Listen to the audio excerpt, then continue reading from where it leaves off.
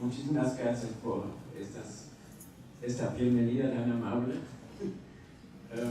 Bueno, espero que me entiendan porque no puedo evitar el acento alemán, ¿no? A pesar de estar muchos años siempre de nuevo en diferentes países de América Latina, pero sin embargo el acento no logro. Hubiera empezado a estudiar, aprender ese idioma más temprano, como niño, también hubiera sido más fácil.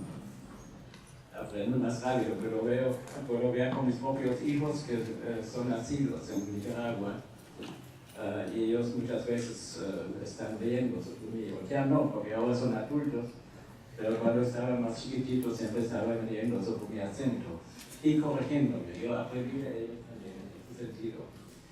Bueno, yo quería empezar con una anécdota. El sábado pasado yo tenía la oportunidad de asistir a una ceremonia de personas que pertenecen a comunidades mapuches.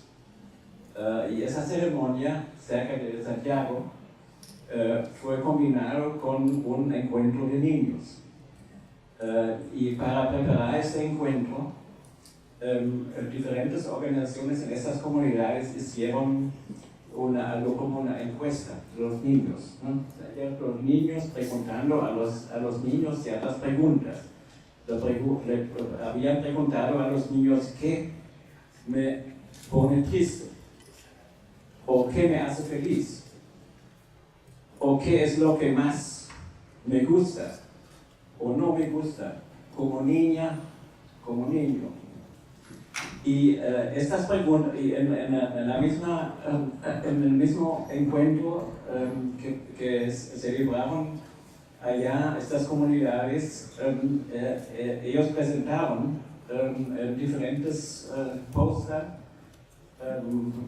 dibujados por los niños, escritos por los niños, las respuestas de las niñas y de los niños. Y era súper interesante para mí, seguramente también para la otra gente allá.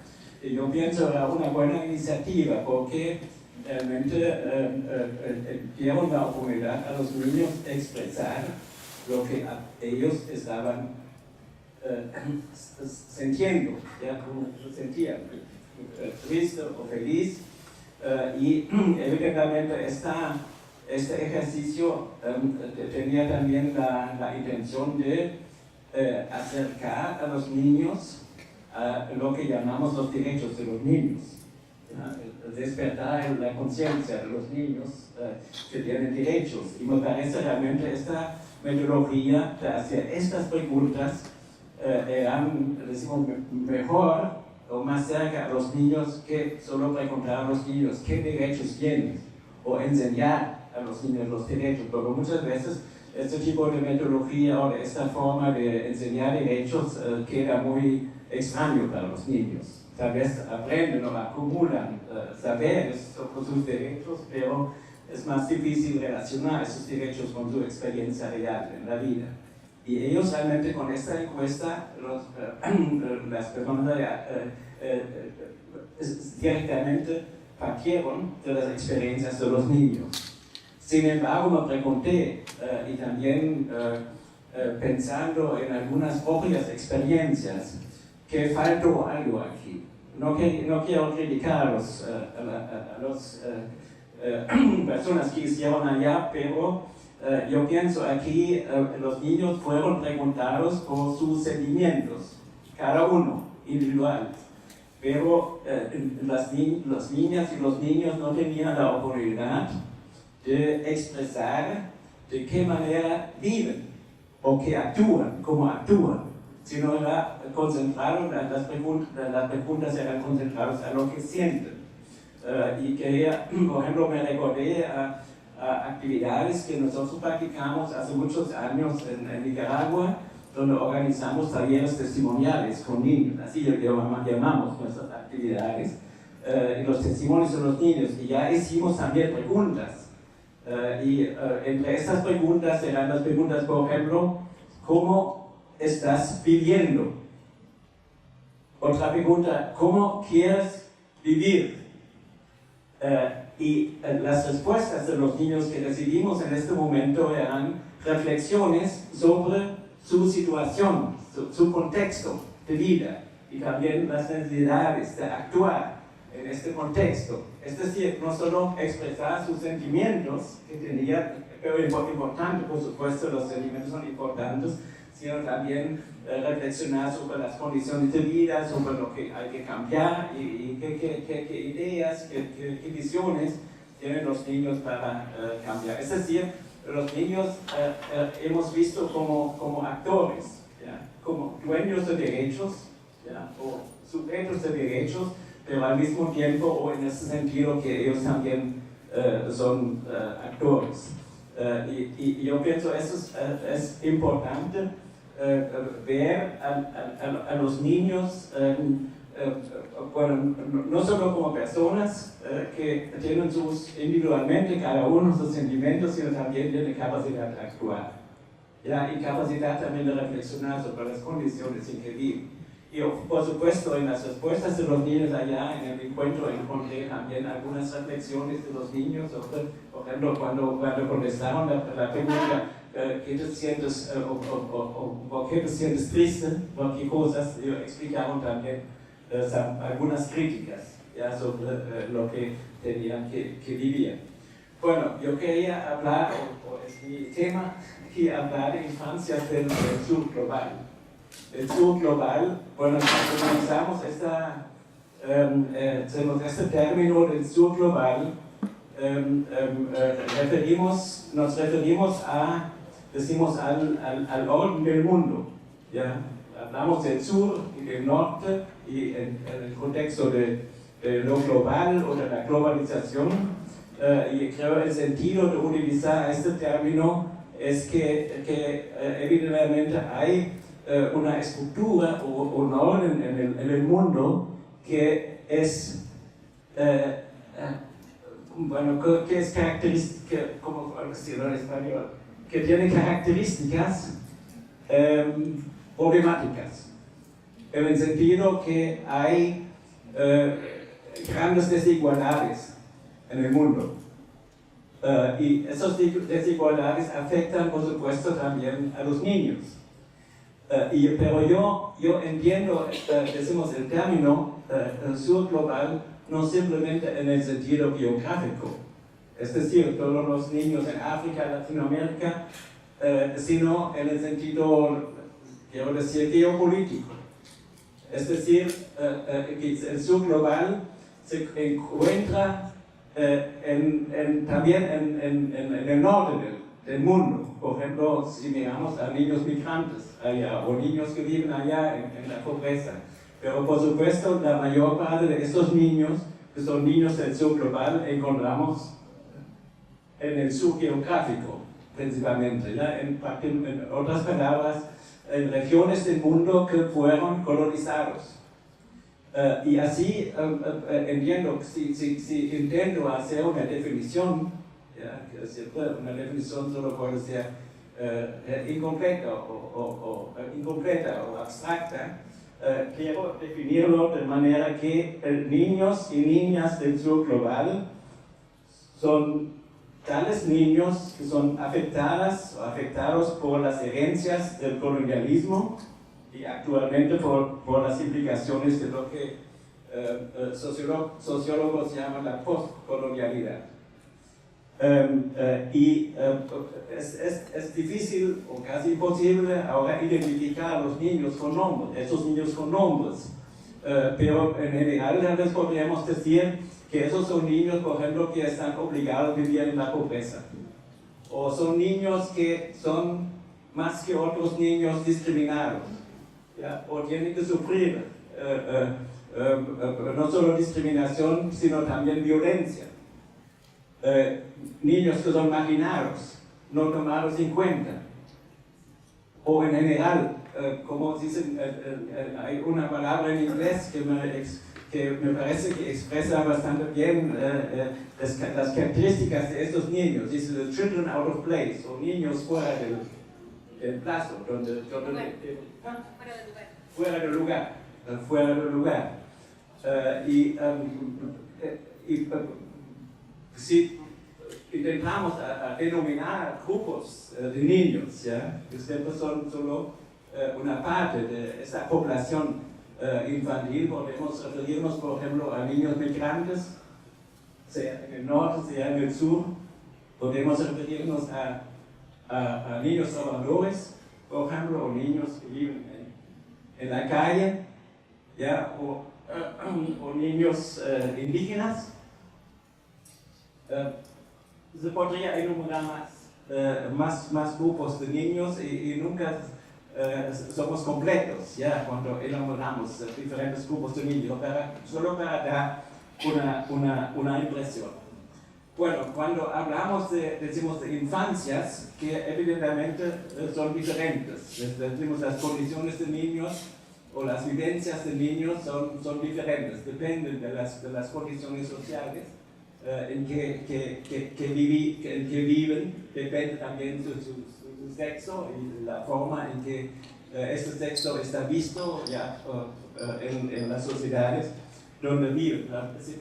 Si utilizamos la palabra infancia, yo pienso que deberíamos distinguir o tomar en cuenta que hay un aspecto material y un aspecto biológico cuando hablamos de infancia. En el sentido, si miramos a niños o intentamos imaginar niños, niños son personas con, como dicen en español, con carne y hueso. ¿Ya? Lo vemos, son seres humanos vividos. Pero cuando hablamos de infancia, agrupamos esos niños a una infancia, empieza, decimos, la ideología, o inevitablemente introducimos una cierta ideología en el sentido que incluimos ciertas imaginaciones de lo que debería ser la vida o cómo deberían ser vistos y tratados estos niños. Es decir, infancia siempre incluye ciertas normas de lo que es bueno y lo que es malo para los niños. Y en ese sentido yo pienso es importante saber que nosotros siempre cuando hablamos sobre niños no decimos no, dicho de otra manera, cuando hablamos de niños representamos a los niños. O hablamos en forma de representaciones de los niños, pero no de los niños mismos. Es decir, traducimos algo que observamos o escuchamos ya en palabras. Y eso tiene problemas, yo voy a referirme a este punto un poco más tarde, porque las normas que están dominando en el mundo y también en el sur global son normas que surgieron en sociedades o en culturas que eran muy fuertemente vinculados con el colonialismo. O dicho de otra manera, son normas que surgieron, decimos, en el mundo occidental o en las clases privilegiadas y que están transmitidos o aplicados a los niños que viven, los niños del sur global.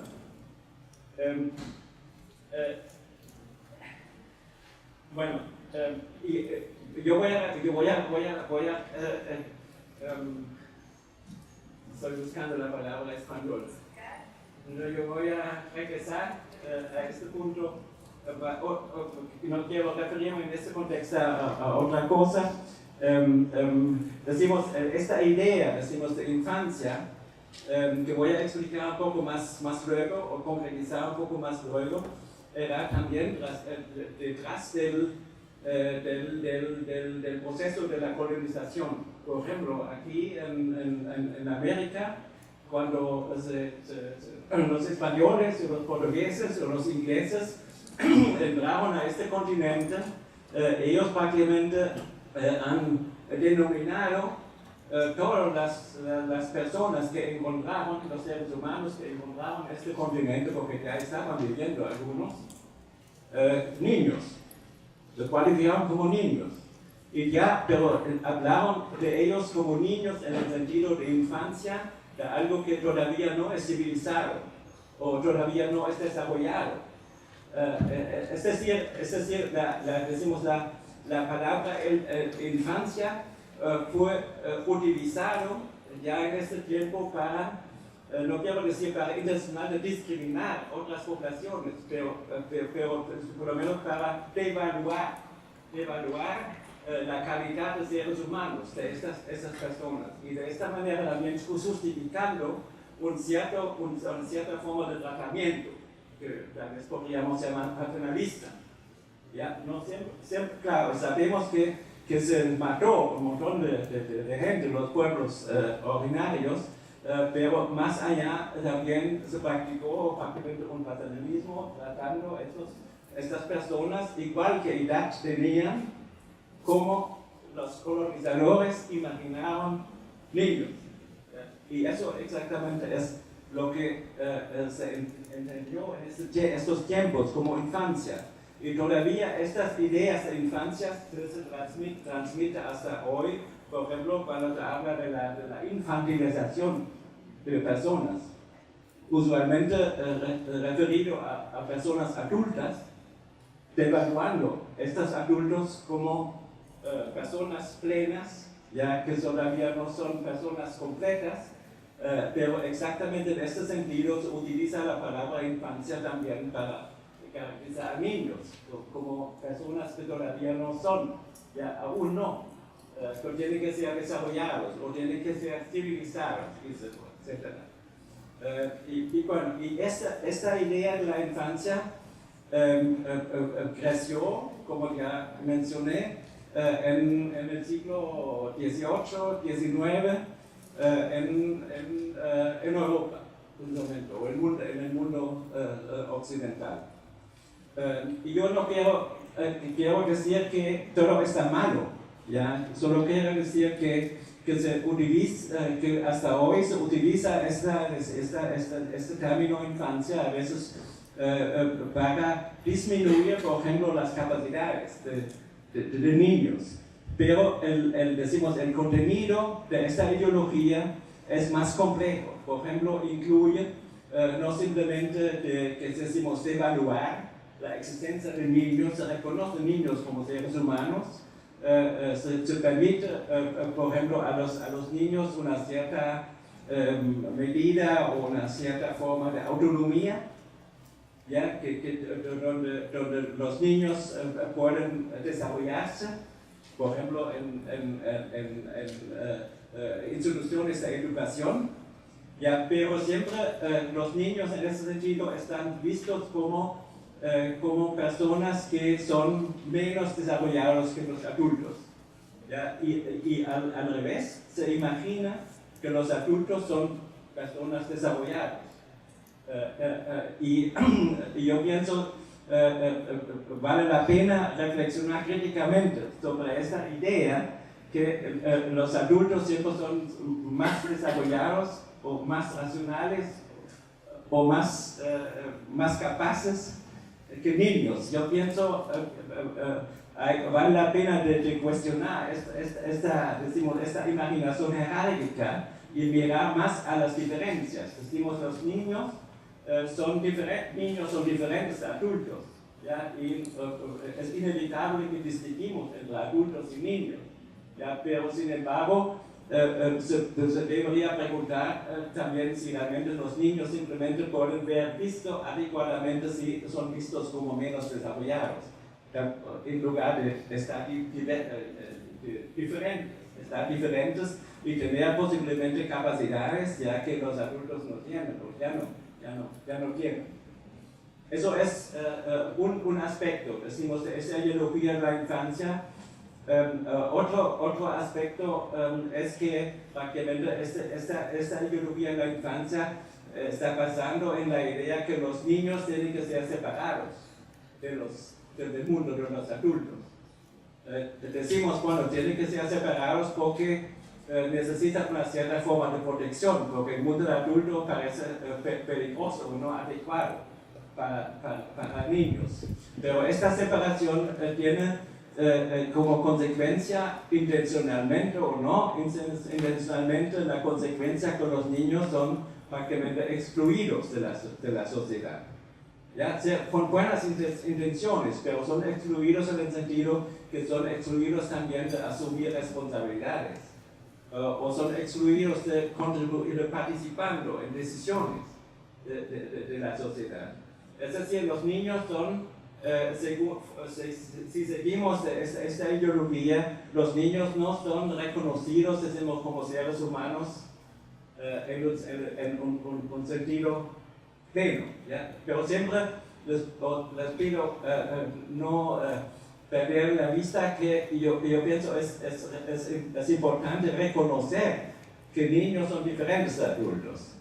Solo pienso es importante pensar, por ejemplo, si hablamos de la participación de los niños, imaginar formas de participación que realmente no simplemente son simbólicos, o realmente que los niños tienen la posibilidad de influir en lo que está pasando en su entorno, en su sociedad, en su comunidad.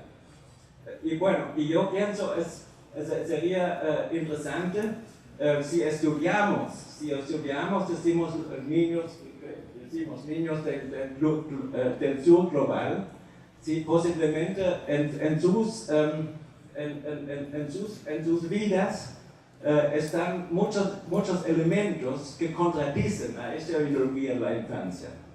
Por ejemplo, en niños indígenas o niños salvadores, realmente ellos asumen responsabilidades.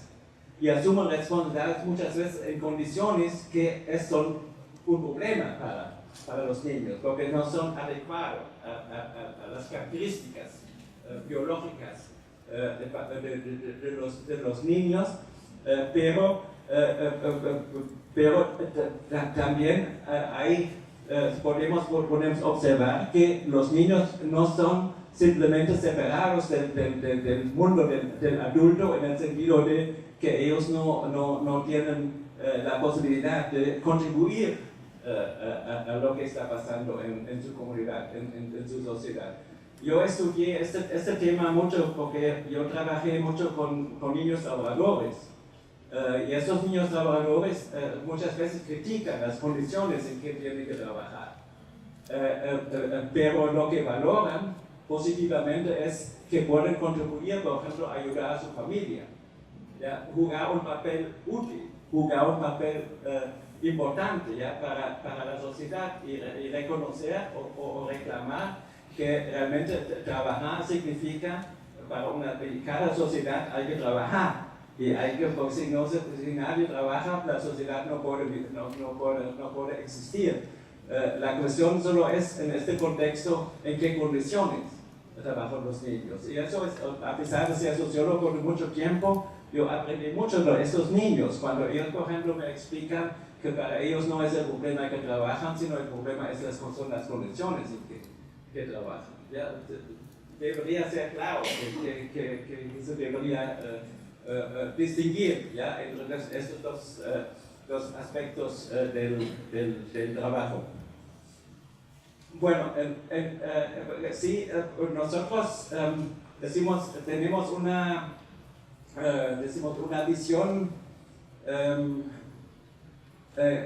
crítica, ¿ya? A este concepto de infancia.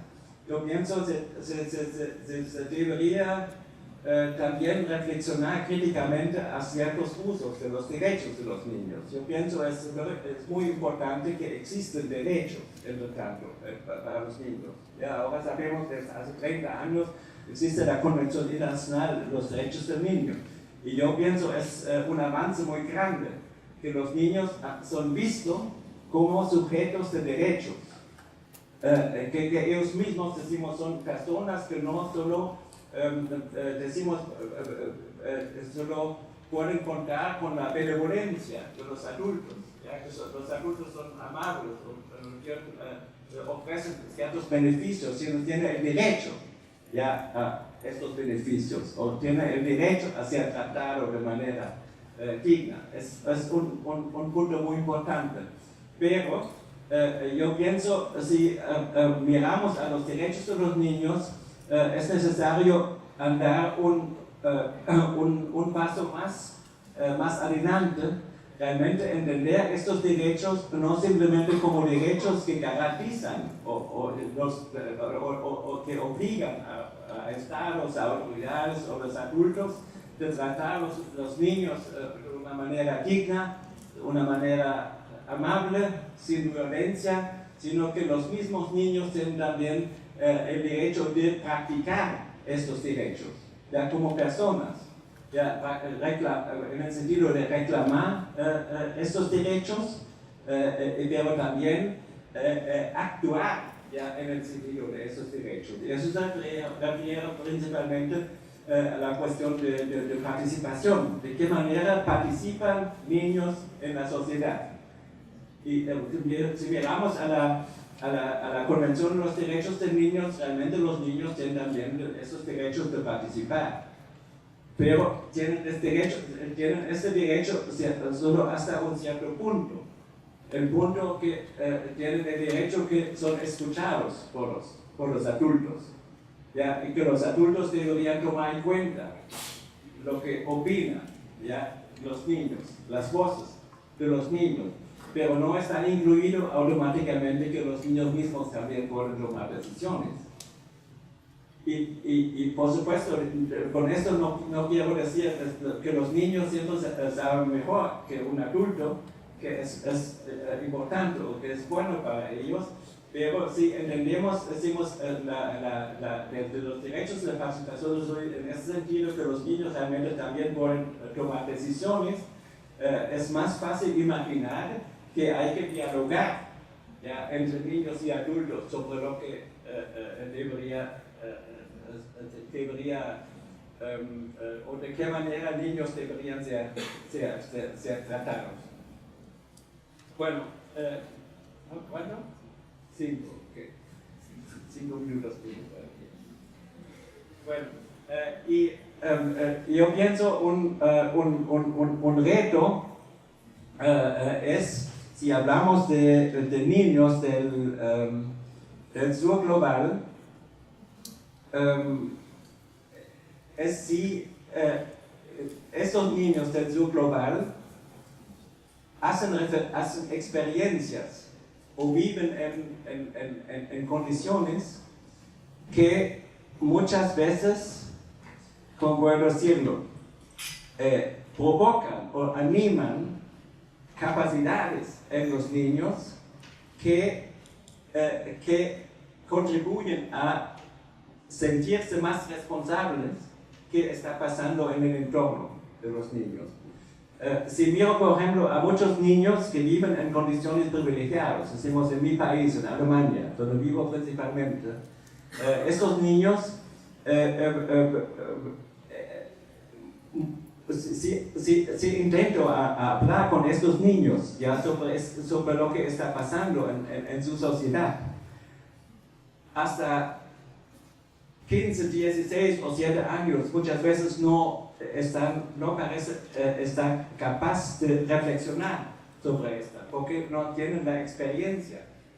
Ellos siempre viven, decimos, en condiciones que son entendidos como condiciones de protección, que separan estos niños, decimos, de experiencias que permiten a niños de conocer qué está pasando en su mundo. ¿Ya? Y yo pienso que muchos niños, que llamamos aquí niños del sur global, tienen estas experiencias. Son por lo menos experiencias que yo observé ya en niños trabajadores, o estoy seguro porque podemos observarlo también en muchos niños migrantes, que ellos ya tienen experiencias bastante serias, que no siempre son, decimos, son positivos para ellos, ¿ya? Pero provocan reflexionar, por ejemplo, sobre la justicia, ¿ya? en su entorno, o provocan pensamientos sobre lo que hay que cambiar en este entorno.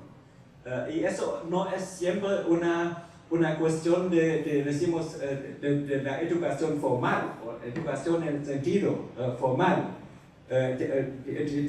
Yo pienso que tiene que ver también con las posibilidades que un niño o una niña tiene, por ejemplo, de estudiar ¿ya? en escuelas, pero decimos estudiar en escuelas no es lo que automáticamente despierta estos pensamientos, decimos, de reflexión y de responsabilidad, que muchas veces son el resultado de experiencias concretas que hacen los niños cuando se sienten, por ejemplo, necesitados, ¿ya? Y no solo como objetos de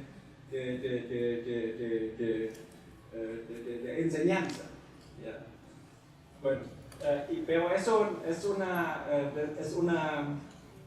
una pregunta que no puedo, decimos, yo mismo responder completamente, no estoy seguro, y yo pienso que en la vida de estos niños existen muchas contradicciones, pero lo que quería enfatizar es que si hablamos o si miramos a los niños y las niñas del sur global, no se debería ver a estos niños como personas que están en una situación de deficiencia, o son menos desarrollados, o menos civilizados, o menos educados, sino mirar a las experiencias concretas de los niños, escuchar a estos niños y también ofrecer espacios a estos niños para que puedan expresar realmente sus reflexiones sobre sus experiencias concretas.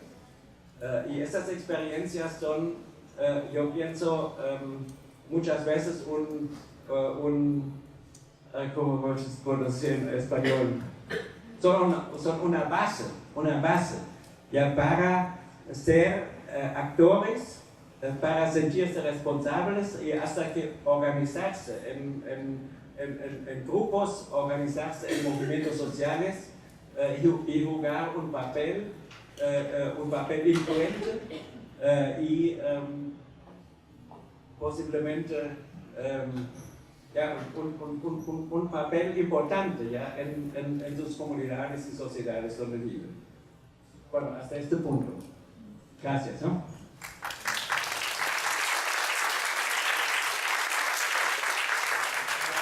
Quería decir 2 o 3 palabras. Al inicio hablé si hablamos de niños del sur global, hablamos de niños que están afectados ya por las herencias del colonialismo. Mañana creo hay un día importante, ¿no? El día feriado. En algunos países de América Latina, no sé, en Chile creo que ya no, se llama ese día Niños de la Raza. Día de la Raza. ¿No? Ahora Día de las Culturas. Bueno, y aquí estamos cerca de la Plaza Colón. Pero yo pienso que si hablamos o pensamos en los niños del sur global, hay que tomar en cuenta que esos niños también son, decimos, niños conquistados.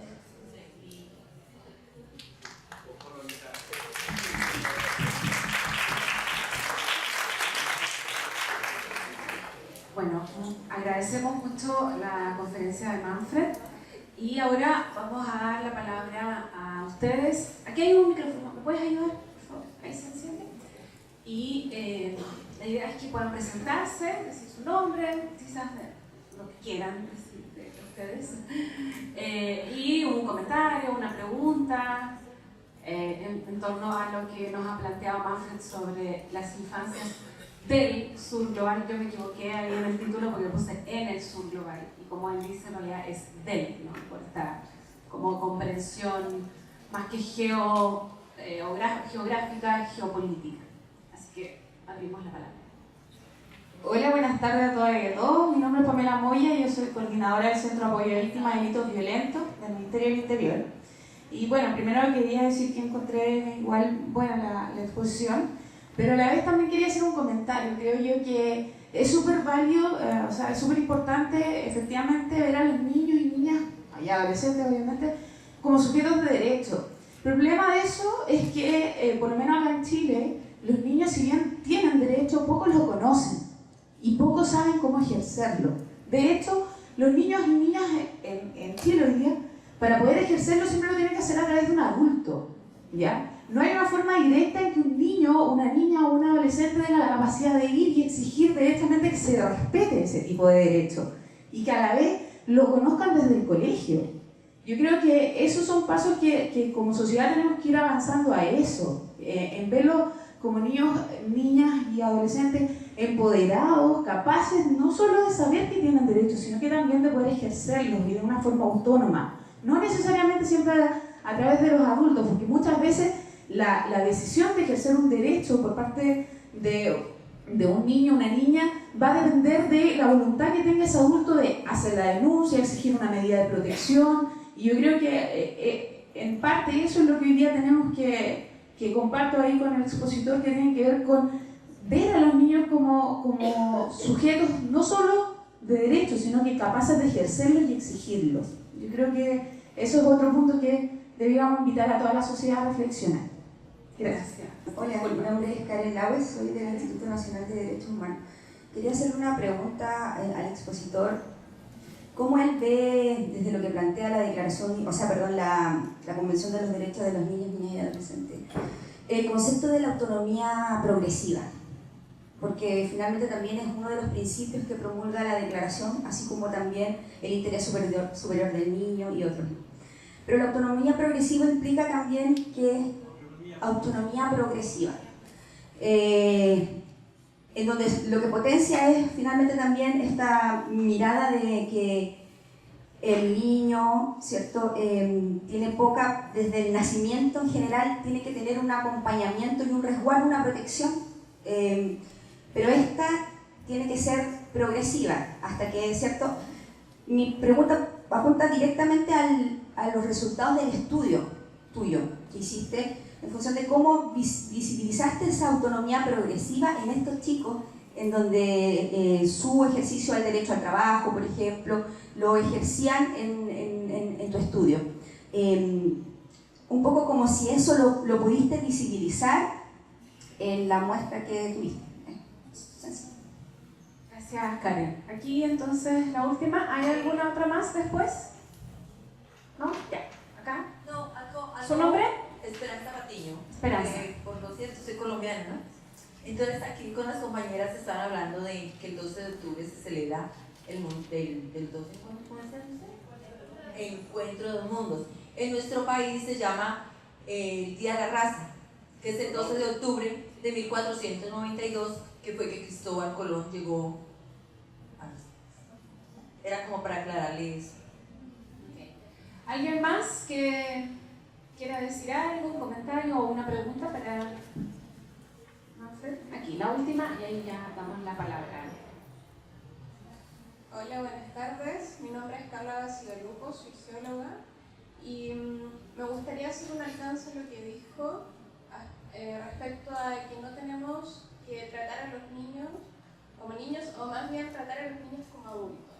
Creo que como sociedad no somos conscientes del impacto que puede tener eso, y quizás es justamente eso lo que tenemos que hacer para cambiar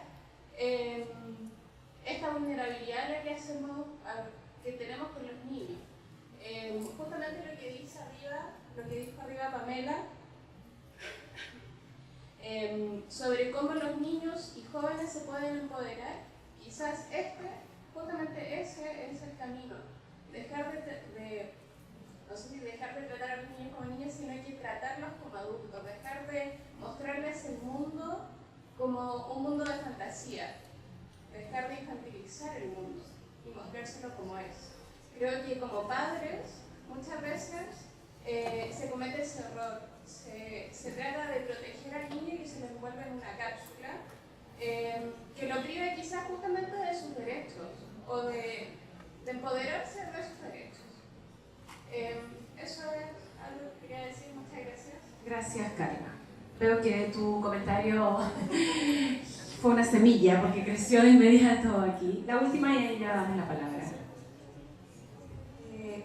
Mira, ¿Su nombre? Soy Miranda, psicóloga y trabajo en la Secretaría de Educación además. Solo un alcance. Yo creo que estoy totalmente de acuerdo con lo que plantea el expositor en términos de tratar a los niños, niñas y adolescentes, ¿no? Al grupo de infancia, como se le llama, como personas con derechos. Eso es una cosa. Claro. Como un grupo social y como un grupo político, que es lo que son. Sin embargo, yo creo que es muy peligroso plantearse desde la lógica de poner la autonomía y la capacidad del ejercicio de derechos del niño por sobre el proceso vital que a todo ser humano le corresponde vivir. Yo quiero pensar, digamos, porque no conozco a la chiquilla, no es una crítica, digamos, a ella, sino que al planteamiento tanto de la primera chica que dijo que trabajaba en este programa de delitos violentos y a la última persona que dio la opinión, que hay un problema como de concepto más que como de comprensión del tema. Uno de los grandes problemas que tiene la infancia en nuestra cultura, no solamente en Chile, sino que en nuestra cultura, es la mirada y el tratamiento desde un adultismo violento y depredador, en donde o tratamos al niño como un ser incapaz e incompetente, o lo tratamos como un adulto y le pedimos que haga cosas y que tome decisiones y que decida como si fuera un adulto sin ser un adulto. Y hay que entender ahí que hay un proceso de desarrollo humano que va parte por parte, digamos, y que hace que en algún momento uno tenga mejores condiciones, todos nosotros, para tomar decisiones en algunos momentos mejores condiciones que en otros, ¿no? Y que en algunos momentos de nuestra vida todos necesitamos además ser protegidos.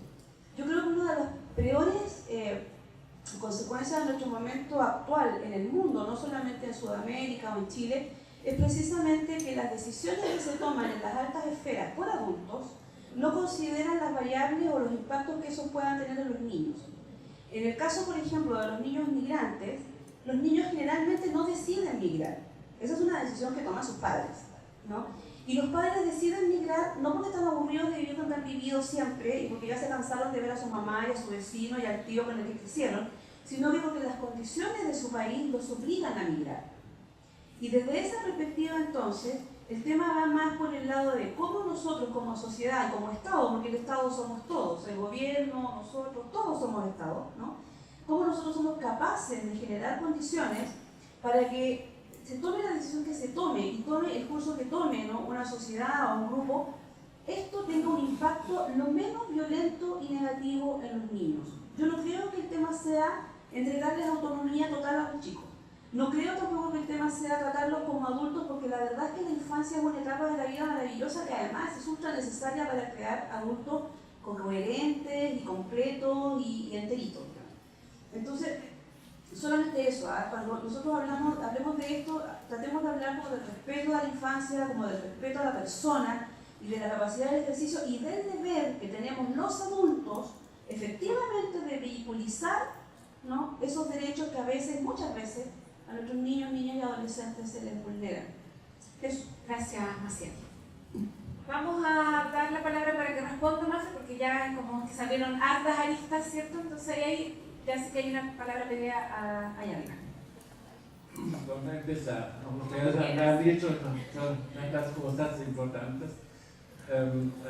Mira, yo pienso que realmente es un avance en la historia de, decimos, reconocer una cierta etapa de la vida con valor propio. ¿Ya? Eso es parte, decimos, de la ideología o del concepto, ¿ya? De la infancia que surgió, ¿ya? En el mundo occidental en el siglo XVIII, XIX. Pero el problema que veo en este concepto es que era al mismo tiempo, ¿cómo voy a decir? Decimos, reconocer el valor, ¿ya? De lo que llamamos niño. Que por ejemplo, hay una necesidad de respetarlos, respetar su dignidad. O como en estos tiempos uno dice, no simplemente se puede matar a un niño porque es un niño. Ya, en este tiempo realmente muchas veces no se dio un nombre a los niños muy chiquititos porque no se sabía si van a sobrevivir o mucha gente estaba pensando matar a un niño no es un problema. ¿Ya? Esto realmente es un avance grande que se reconoce el valor de un ser humano igual que grande o que pequeño es o que edad tiene. Pero esta idea del propio valor del niño en este tiempo, en estas sociedades, era combinado con la imaginación que el niño sí tiene valor, pero vale menos que el adulto. Y se explica o se justificó este menos con la biología, ya que sea el niño por características biológicas tenga menos valor. Ya no simplemente se puede matar, tiene menos valor. Y de hecho, las sociedades han construido esta infancia de una manera que el niño prácticamente fue excluido ya del mundo de los adultos, de manera que prácticamente los niños ya no tenían la oportunidad de contribuir a este mundo, ya, sino solo recibir, que era preestablecido o prefabricado por el mundo, dominado por los adultos. Y yo pienso, eso tiene que ver no simplemente con mala voluntad de los adultos en estos tiempos, o de tiempos de hoy, sino tiene que ver con las estructuras de la sociedad. Por ejemplo, la cuestión del trabajo. Decimos, todos los niños, yo observé con mis propios niños, tienen el interés ya desde temprana edad de mostrar lo que pueden. ¿Ya? O hacer algo, ya cocinar algo, o abrir una puerta, saber cómo se utiliza la llave. Están permanentemente descubriendo y quieren demostrar que pueden. Es decir, los niños ya desde muy temprana edad son en cierto sentido productivos, ¿ya? O quieren hacer algo útil, o quieren hacer algo que se necesita en la vida y quieren aprenderlo, hacerlo mejor. Pero de manera en que, decimos, en lo que llamamos trabajo, se desarrolló en nuestras sociedades, significa prácticamente que la persona tiene que sufrir cuando trabaja. O el trabajo es algo, cuando decimos el trabajo es usualmente un trabajo explotado, un trabajo que se tiene que realizar en condiciones que realmente son dañinos para las personas que trabajan. No son algo que te permite desarrollar tus capacidades en el trabajo, sino solo vendes tu mano de obra ya para que otros puedan tener ventajas de utilizar ya tu mano de obra. Pero el trabajo perdió en muchos contextos, perdió las características de ser combinado con el desarrollo de las propias capacidades, solo una explotación de esas capacidades. Y eso creo es el trasfondo de la separación de los niños. Por ejemplo, cuando se inventó ya la necesidad que los niños tienen que ser protegidos o tienen que protegidos por exclusión, por ejemplo, del mundo del trabajo, el trasfondo es este tipo de trabajo que se desarrolló en esta sociedad.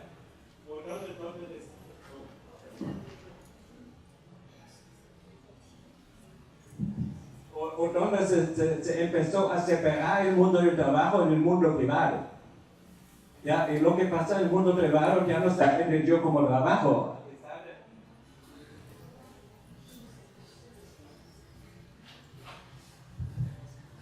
A pesar de que mucha gente, principalmente mujeres, están trabajando mucho, pero no se reconoce el trabajo que hacen, por ejemplo, en la casa como trabajo, porque no se paga, ¿ya? No es trabajo. Y ese tipo, decimos, de distinguir diferentes formas del trabajo, tenía también la consecuencia prácticamente de colocar a los niños a un mundo donde prácticamente no pasa nada que merece ser reconocido. ¿Ya? Es decir, las capacidades, las actividades de los niños, también los deseos de los niños, de contribuir, de hacer algo útil también para otros, ya no fue reconocido. Y eso es una mezcla. Ya, la cuestión de la autonomía progresiva, ya, yo pienso también es un avance que se reconoce que los niños tienen, decimos, la posibilidad de tener un espacio propio. Ya, pero podemos entender este espacio propio de manera muy, muy diferente. Muy diferente. Por ejemplo, la idea de la autonomía progresiva. Buena idea, pero incluye también un problema. El problema que veo es que prácticamente es adulto que tiene un estatus de más poder, define qué es progreso de la autonomía. Es decir, el adulto se imagina, y es parte de la ideología, que el adulto es la persona completa y el niño es incompleta. Y es decir, el adulto finalmente decide hasta qué punto los niños deberían tener autonomía, o condiciona, ¿ya?, lo que los niños pueden en este espacio autónomo hacer y no pueden hacer. Por ejemplo, la cuestión de la ciudadanía de niños. Hoy hablamos en todo el mundo de la ciudadanía de los niños, pero realmente no tienen ciudadanía. Tienen ciudadanía tal vez en el sentido de hacer ejercicios. A veces es caracterizado o denominado pre-ciudadanía, pero no tienen la posibilidad realmente de contribuir efectivamente a lo que está pasando en sus sociedades, que quedan excluidos. Pero lo que no quiero decir con que prácticamente los niños y los adultos deberían ser vistos iguales. ¿Ya? Como yo estoy completamente de acuerdo que los niños no deberían ser tratados como adultos. Realmente hay que reconocer las diferencias, pero las diferencias no deberían ser, ¿cómo decirlo? Las diferencias,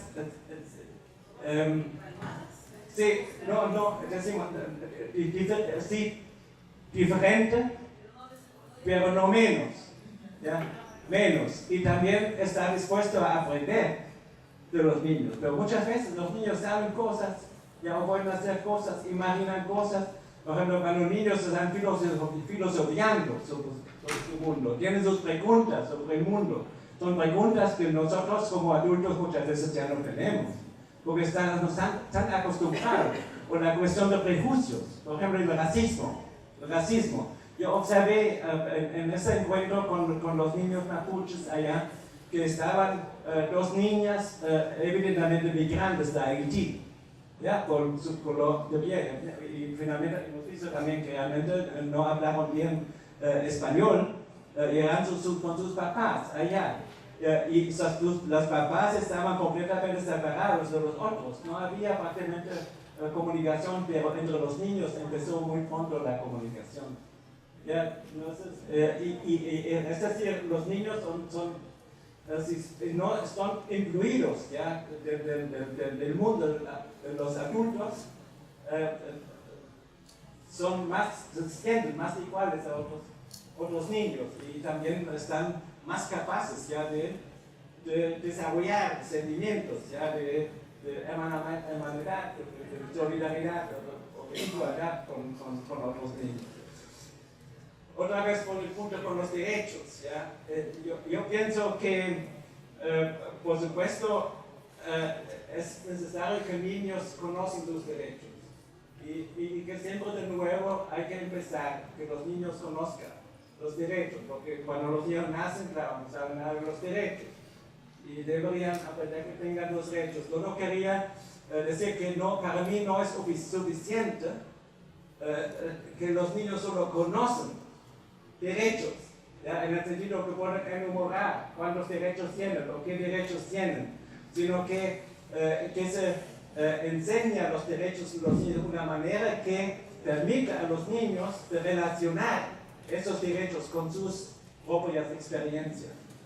¿Ya? Y esto podría incluir también que se podría animar o invitar a niños de inventar sus derechos. A veces lo está haciendo, porque los derechos que están codificados en palabras jurídicas ¿ya? En la convención o en otros documentos legales son formulados de una manera que para los niños quedan completamente extraños. Y yo podría contarles muchas experiencias sobre cuando se invita a los niños a imaginarse qué derechos quieres, ¿ya? Si tienen una idea de qué significa derecho, ellos inventan un montón de derechos que son muchas veces muy concretos y muy cerca de su vida. ¿Ya? Y es un reto adicional de traducir estas imaginaciones de los niños a lo que está escrito en palabras jurídicas en las leyes. Pero yo pienso que es importante que se codificar los derechos de los niños en leyes. Yo pienso que es un escándalo que en Chile hasta hoy no hay una ley, ¿ya? sobre la infancia y adolescencia, no hay, evidentemente. Es uno de los pocos países, es el único país donde no hay este tipo de ley. Sin embargo, hay que ver qué se va a escribir en esta ley. De qué manera los derechos van a ser codificados en esta ley. Eso podría ser muy diferente, muy diferente. Por ejemplo, la cuestión de protección, decimos, yo lo mencioné solo en pocas palabras. Se puede imaginar protección de los niños muy diferente. Muchas veces se entiende la protección de los niños, o piensa que la mejor protección de los niños es separar a los niños de los peligros, ¿ya? O prohibir algo, ¿ya? Evitar el acceso de los niños a experiencias o a zonas, a espacios donde están peligros. Eso es muy común, ¿ya? Y tal vez el concepto dominante de protección. Pero yo pienso que protección tal vez podría ser más efectivo, ¿ya? Y yo pienso más en el sentido de derechos de los niños, que los niños mismos tengan la posibilidad también de protegerse ellos mismos. O si se cambian las condiciones que no hacen necesario este tipo de medidas de protección, ya en el sentido de separación o de prohibición. Ya, es decir, nosotros que como adultos o como autoridades, por supuesto, tenemos responsabilidades de garantizar condiciones, ¿ya? Que no hacen siempre de nuevo necesario restringir o prohibir o excluir a los niños. Y en ese sentido, yo pienso, pensar en derechos significa que entramos al tema ya antes de los derechos. ¿Ya? Los derechos tienen siempre su contexto, ¿ya? Con una sociedad o una situación social muy específica. Bueno, no te olvides, tengo que mirar mi papelito.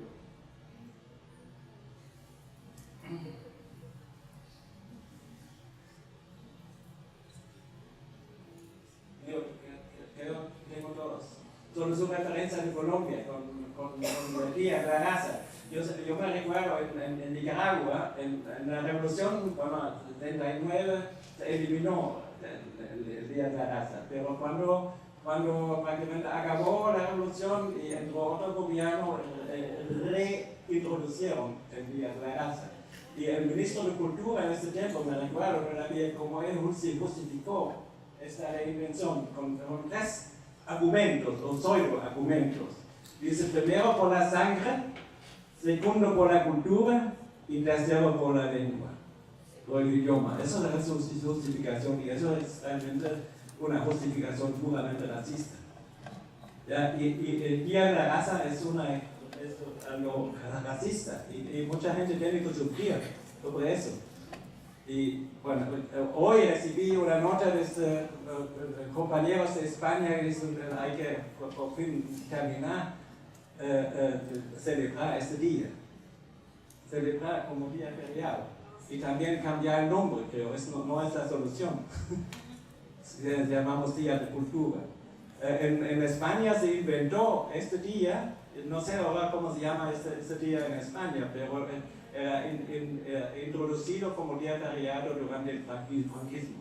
Dijo algo sobre que los niños migrantes son niños afectados del colombianismo. No, colonialismo. Ah, ya. Sí, ya, ok. Hola, buenas, mi nombre es Franco, soy estudiante universitario. Mi pregunta más que todo va enfocada al discurso xenofóbicos y racistas que van por parte de las autoridades en política. Nosotros podemos ver que tanto como en Chile o en otros lugares del mundo hay ciertas autoridades que para poder ganar, tener un puesto de poder, el discurso xenofóbico es bastante habitual. Lo podemos tener el año pasado, por ejemplo, el discurso de Donald Trump que insultó literalmente a todos los latinoamericanos, o también la situación de algunos sectores en Europa que ha tenido un auge xenofóbico en contra de los inmigrantes musulmanes, o también acá en Chile que se puede identificar un discurso de odio contra los inmigrantes que son, por ejemplo, los haitianos, o sea, el inmigrante Chile que es de más morena que finalmente al cabo al inmigrante que es más blanco que lo dejan pasar actualmente. O sea, mi pregunta más que todo va en cómo afecta estos discursos xenofóbicos y racismo a los niños y a las niñas, que se les afectan tanto psicológicamente, cuál sería su acepción día a día. Eso es grande. Bueno, nuestro estudio es justamente de eso, ¿ya? Solo para que ahora vienen los resultados. Bueno, de manera muy mala. Yo pienso, es una cuestión también porque es necesario ya encontrar una forma, una manera de comunicarse con los niños ya sobre asuntos políticos. ¿Ya? Usualmente se dice que los niños todavía no entienden la política. ¿Ya? Yo sé de Europa que mis propios niños que realmente no tienen interés en la política hasta cierta edad. Aquí en América Latina, particularmente en Perú, en Nicaragua, en México, yo tenía la experiencia de niños trabajadores que estaban interesados en la política desde muy temprana edad, por la experiencia que ya tenían en la vida. Están más despiertos ¿ya? De lo que se necesita, ¿ya? Y con lo que ellos son sus propios intereses ¿ya? En este contexto. Y en ese sentido, yo pienso, la cuestión del racismo, claro, es una experiencia que hacen los niños migrantes con propio carne y hueso. ¿Ya? Ellos saben, y en ese sentido tienen ya una enseñanza política por la experiencia, pero es una enseñanza mala, porque eso significa sufrimiento. ¿Ya? Es decir, solo aprender a sufrir, ya por sufrir, eso no es una buena forma de aprendizaje. Pero todos los niños deberían tener la oportunidad de conocer que realmente el racismo es algo malo, ¿ya? Para todos. También cuando yo mismo no sufro el racismo porque pertenece a la llamada raza superior, o tengo una piel más clara, algo así, o un origen más privilegiado, ¿ya? Y eso realmente es necesario, debería ser un tema primordial ¿ya? En la enseñanza en las escuelas, el racismo, porque el racismo, yo mismo estoy asustado aquí en Chile, qué fuerte el racismo está en Chile aquí.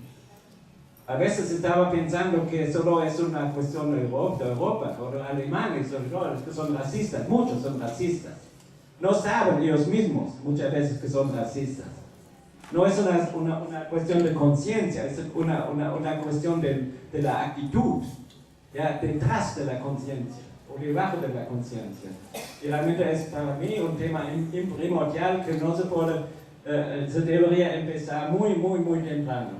Pero no simplemente en el sentido de, decimos, enseñar a los niños que malo es el racismo, sino escuchar también a los niños que ellos mismos rechazan por su propia actividad, por ejemplo, cuando comunican con otros niños que son discriminados, que eso es algo que deberían los adultos practicar también.